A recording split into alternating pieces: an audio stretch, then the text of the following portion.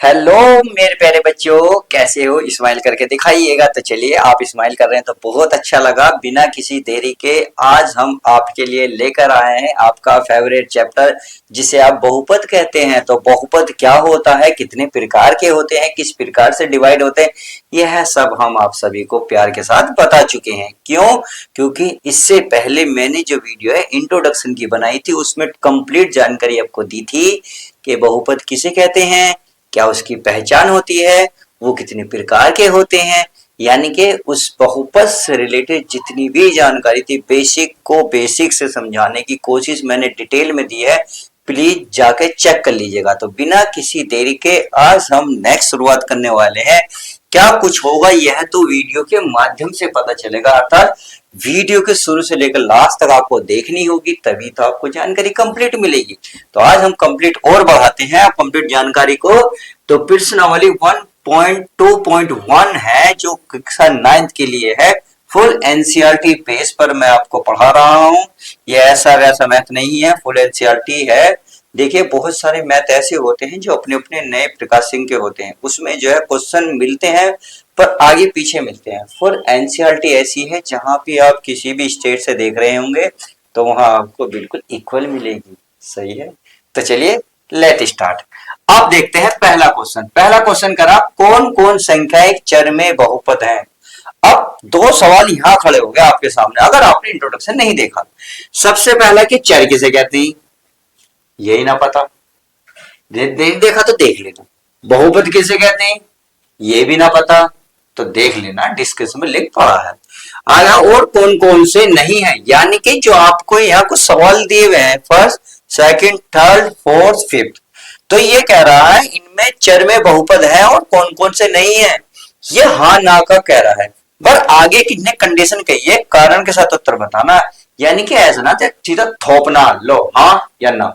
बाबू कारण भी बताना है, जैसे ये क्यों है और ये क्यों नहीं है, तो वो सब बताएंगे। तो चलिए स्माइल के साथ शुरुआत करते हैं, ऊपर वाले का नाम लेकर। तो पहला ही सवाल देख लेते हैं। पहला सवाल ये हमारे पास 4x² - 3x + 7 है। सही है। अब एक बात बताइए, इसमें कह रहा है चर में बहुपद है और कौन कौन सा नहीं है, कारण बताना। पहले तो चर पता हो माय डियर स्टूडेंट। देखिए, चर जब तक नहीं पता चलेगा आपको तो कैसे काम चलेगा। चर होते हैं जो आपके ए बी सी के रूप में होते हैं। सही है, यानी कि जो एबीसीडी होते हैं, एबीसीडी एक्स वाई जेड जो होती है हमारी ये वाली। उसके बाद ये करा बहुपद। बहुपद दो चीजों से मिलकर बना होता है, चर और अचर। अचर होते हैं जो 1 2 3 जो हमारे संख्या होती है, जिससे हम कोई संख्या गिनते हैं। जैसे मान लो किसी भी संख्या में बच्चे बैठे हों किसी क्लास में और गिनने लगे तो कहां से गिनते हो, 1 2 3 4। अगर किसी गेट्स को गिनने हो, गेट्स कितने आने, तो आपके 1 2 3 4, यानी कि स्टार्टिंग हम हमेशा 1 से ही करते हैं, तो उसे ही कहां से वो क्या होंगे, अचर होंगे। चर क्या होंगे, एबीसी के रूप में। इतनी बात समझ में आ गई। अब ये कह रहा है कौन कौन से हैं, तो है इसकी पहचान मैंने आपको बताई थी। देखिए, पहली कंडीशन हमारे चर, चर ये रूट में नहीं होना चाहिए। ये मैंने रूट को बताते, पिताजी हैं आपके, दादाजी हैं, ये आपके बड़े हैं जिसका आप सम्मान करते हो, तो आपके होते साथे क्या आपके पिताजी के ऊपर कर्ज रहना चाहिए, हाँ या नहीं? नहीं होना चाहिए। भाई आप अगर उनकी औलाद हो और पापा के ऊपर कर्ज है और आप मजे में चाय पी रहे हो, तो ये औलाद होने का फर्ज नहीं है। ये सीधा सीधा फर्ज ये बनता है कि आप अपने ऊपर कर्ज ले लो पर पिताजी को थोड़ा सुकून पहुंचाओ। तो इसका मतलब ये वाली बात नहीं होनी चाहिए। और इसके अंदर कौन होंगे, पिताजी। पिताजी क्या होते हैं, एक्स वाई जेड में। तो ये कंडीशन नहीं होनी चाहिए, एक कंडीशन। दूसरी कंडीशन नहीं होनी चाहिए कि अगर मान लो आप ऊपर बैठे हो कुर्सी पर, पापा बैठे नीचे, क्या बात अच्छी लगेगी? इतना पिटोगे उतनी पापा ऐसे गाल पे मारेंगे, दोनों लाल कर देंगे आपके। कहेंगे बेटे तू मुझसे बड़ा हो गया, तो इसका मतलब बात गलत है। तो पापा नीचे नहीं बैठेंगे, आप नीचे बैठ सकते हो, पापा ऊपर बैठेंगे, यानी कि पापा का दर्जा हमेशा ऊपर रहेगा। तो हमेशा पापा नीचे ना हो हर के रूप में। सही है, ये हो गया अंश। यानी कि यहाँ तो आप बैठे हैं, यहाँ आपके डैडी बैठे हैं नीचे, ऐसा नहीं होगा। इसका मतलब ये भी बात गलत होगी। अगर ये दो कंडीशन मिल गई हाँ में क्वेश्चन में, तो ये हम कह सकते हैं ये जो है बहुपद नहीं है। बस ये पहचान रखनी है और बाकी कुछ भी नहीं। देखिए इसमें एक बात बताएं, इसमें तो है हमारे एक्स ये रे पिताजी, क्या पिताजी के ऊपर कर्जा है? पहली कंडीशन देखिए, क्या ऐसी हालात में पिताजी हैं नु करे हुए का कर्जा है? आप कहेंगे सर नहीं, तो ये पहली कंडीशन तो नहीं है। दूसरी कंडीशन ये देख रहे हैं, क्या पिताजी नीचे बैठे हैं, यानी कि किसी के नीचे बैठे हैं? आप कुर्सी पे बैठे हो या चेयर पे बैठे हो या फिर आप किसी पलंग पे बैठे हो और पापा नीचे फैले पड़े हैं कर रहे हैं और आप मजे में हो, ऐसा नहीं है। यानी कि पिताजी कर्जे में भी नहीं है, पिताजी नीचे भी नहीं है, तो क्या है? ये बहुपद है। तो आप थोड़ा सा एक इसका देखिए, इन दोनों में से एक ऑप्शन लिखेंगे जरूर। पिताजी जो है हर के रूप में नहीं है, आप लिख सकते हैं चूंकि यहां चर, चर क्या है? चर जो है हर के रूप में नहीं है। आप चाहो तो ऐसे लिख लो और चाहो तो ये वाली लाइन लिख देना, जैसी आपकी मर्जी, दो तरीके से लिख सकते हो। तो इसलिए यह एक चर, क्या यह एक चर बहुपद है? बस यही क्वेश्चन है। देखिए पहले क्वेश्चन में थोड़ा सा टाइम लगा था क्योंकि मुझे थोड़ी सी डिटेल आपको यहाँ समझानी थी, जब जाके क्वेश्चन को समझ में आया होगा। अब अगला क्वेश्चन देख लेते हैं। आप अगला क्वेश्चन आप कितनी खुद बता दोगे? अगर छोटे बच्चे भी, कोई बच्चे देख रहे होंगे ना, इतने इतने से जो गोदी में खेलते निप्पल से दूध पीते हैं, अब वे भी बता देंगे कि क्वेश्चन सर बहुपद है या नहीं है। तो चलिए, अब आप निप्पल पीते हो या नहीं अभी पता चल जाएगा। क्वेश्चन सेकंड निकाल लेता हूं। ये है आपका y² प्लस √2। अब इसमें देखिए चर, चर का मतलब है ABCD होनी चाहिए, ना कि अचर। अचर मैंने बताया था जो 1 2 3 होते, उस पे हम नहीं देखते, हम केवल XYZ पे देखते हैं। यहां हमारा क्या आ रहा है? y। क्या है ये? पहली बात तो चर पता चल गया। अब चर की कंडीशन है, क्या ऐसी हालत में है? नहीं है। क्या पिताजी नीचे हैं, यानी कि किसी चीज के नीचे है? नहीं है, सीधा सीधा ऊपर ही है। तो इसका मतलब तो लिख दो ये तो है, पर कारण तो लिखना पड़ेगा। अब आपके ये वाला कारण लिख दो, चूंकि यहां क्या लिखोगे? यहां चर रूट में नहीं है, नहीं है, इसलिए यह एक क्या है? यह एक चर बहुपद है और यही इसका फाइनल आंसर आ जाएगा। तो उम्मीद है समझ में आ गया होगा। दूध पीता बालक भी समझ गया होगा। अगर आप नहीं समझे तो अभी आपने दूध नहीं छोड़ा, अभी और जाकर माँ का दूध पी लीजिएगा। चलिए, पर उम्मीद है कि आप बड़े हो गए हैं, उम्मीद है कि अच्छे से समझ में आ रहा होगा।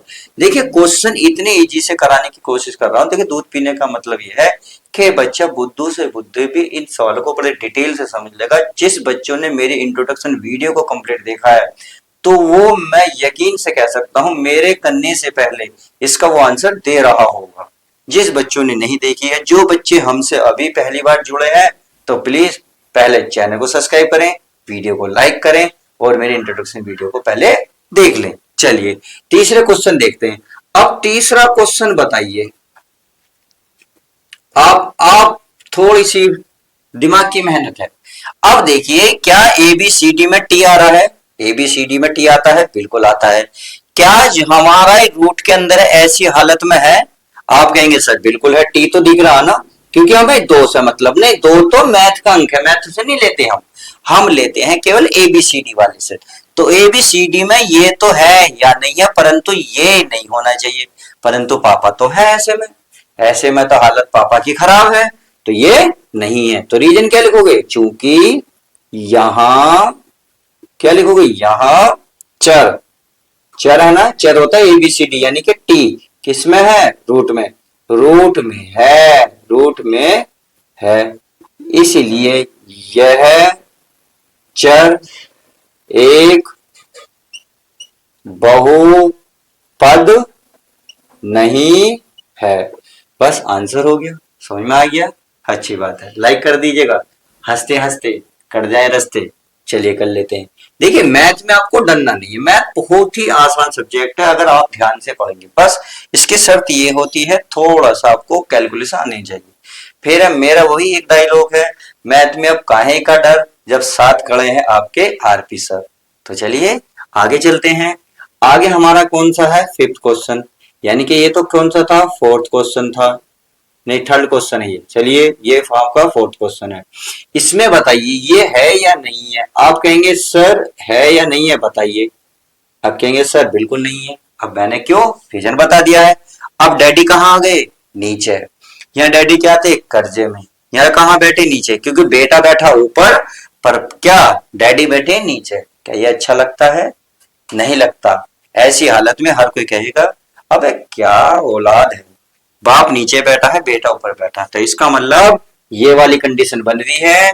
तो यहां लिख सकते हो, चूंकि यहाँ जो चर है, चर कह सकते हो या वाई कह सकते हो। यहाँ वाई क्या लिख सकते हो, वाई हर में है, हर में है, में लिख दो, में है बस।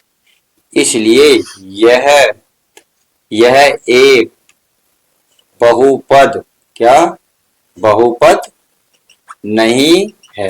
बस इसका यही आंसर हो जाएगा। देखिए हमें कारण भी बताना पड़ा, क्योंकि यहाँ पहले ही कह रहा है कि कारण भी बताओ। ये मत कहो डायरेक्ट है ये है लिख दिया है या नहीं है, नहीं है ऐसा नहीं कहना। हमें तो ये कह रहा है कि इसका कारण भी बताओ। चलिए ये बात समझ में आ गई। अब इसकी बाद में बात कर लेते हैं। इसकी अगर मैं बात करूं तो एक बात बताइए, यहाँ सबके पापा मिल गए, यहाँ उसके भी पापा, यहाँ उसके भी पापा, यहाँ उसके भी पापा, सबके पापा पापा। अब किसको रेस्पेक्ट दोगे कुछ पता है भाई। अगर अपने भी खड़े हो दूसरे के भी खड़े हो तो बड़ी कंफ्यूजन होगी। अपने को दोगे तो दूसरे रोड जाएंगे, दूसरे को दोगे तो अपने रोड जाएंगे। तो ऐसी हालत में वहां से बचने में फायदा, तो वहां से निकल लो पतली गली से।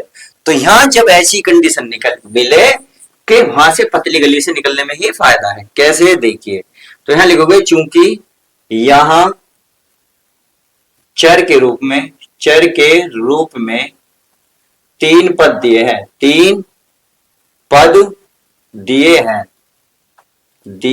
हैं और इसलिए यह एक बहुपद नहीं है। बस ये इसका आंसर हो जाएगा, क्योंकि यहां चर के रूप में x, y और t दिए हैं।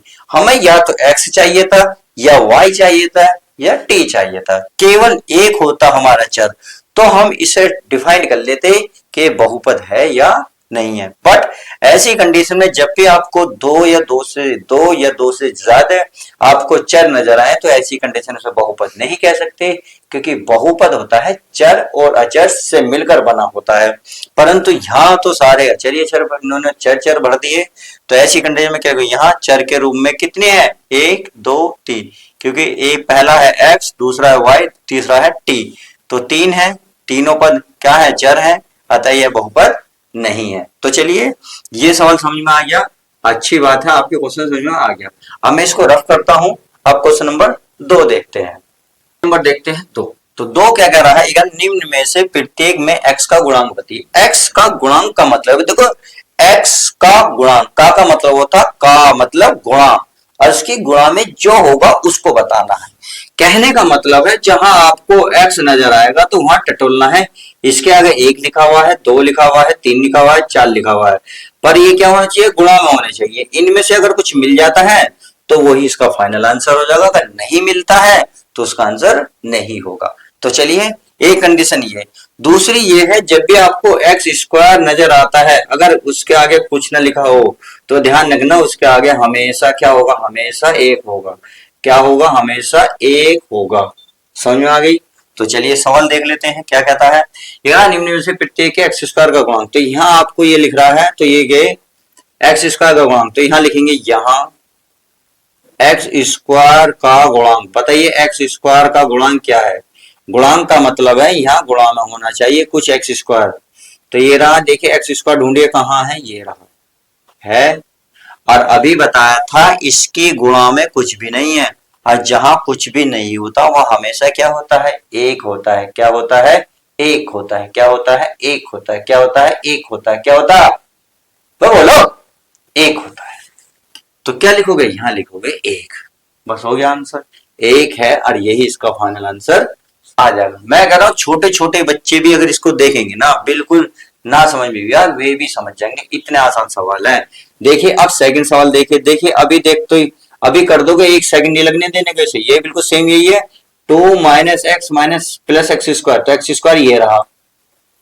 अब बताइए एक्स स्क्वायर का गुणांक क्या होगा, यहाँ फिर कुछ नहीं है इसके साथ में, जब इसके साथ कुछ नहीं है तो क्या होगा, हमेशा एक होगा आंसर। तो यहाँ लिखोगे, यहाँ एक्स स्क्वायर का गुणांक, एक्स स्क्वायर का गुणांक बराबर एक है, और यही इसका फाइनल आंसर हो जाएगा। सही है। चलिए आगे चलते हैं। अगर मैं आगे बात करूं तो आगे है हमारा ये वाला, इसमें देखिए, तो यहाँ तीसरे में क्या कह रहा है, तो तीसरे में ये सवाल दिया है। देखिए अगर आप देखिए एक्स स्क्वायर कहाँ है, ये रहा है, तो इसके आगे क्या लिख रहा है, ये लिख रहा पाई बटे 2, और वो भी गुणा में। क्योंकि जब कोई मैथ देखिए अगर ऐसे लिख रहा हो 4x² ऐसे लिख रहा हो, तो ध्यान रखना इन दोनों के बीच में जो चिन्ह होता है, जो सिंबल होता है, वो मल्टीप्लाई का होता है। 4 गुणा x² ऐसे लिखा होता है, और इसको हम ऐसे लिख देते हैं। सही है।